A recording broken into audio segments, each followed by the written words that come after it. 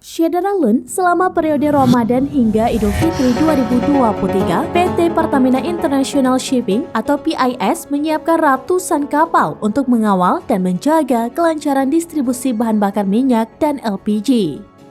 Corporate Secretary PIS Aryo Meka Firdaus mengatakan pihaknya telah membentuk satuan tugas atau Satgas yang terdiri dari petugas serta menyiapkan ratusan armada kapal untuk memastikan kelancaran ketersediaan energi nasional.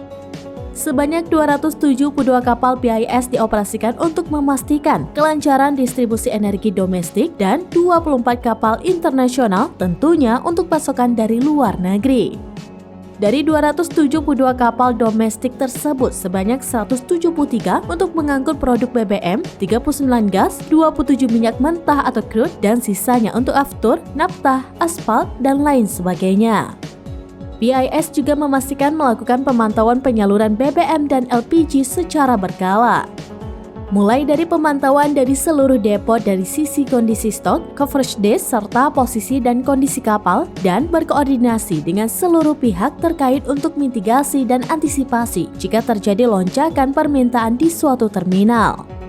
Dari sisi kesiapan kapal, pemantauan dilakukan secara digital dengan aplikasi dan teknologi yang PIS miliki untuk mendeteksi perkembangan situasi, mengantisipasi jika terjadi kondisi darurat dan risiko lainnya yang terpantau dalam satu dashboard digital, yakni Digital Fleet Workspace atau DigiForce. Sebagai langkah antisipasi, PIS juga menyiapkan tambahan kapal sebagai antisipasi adanya kenaikan kebutuhan untuk pengamanan stok selama masa Satgas apabila diperlukan.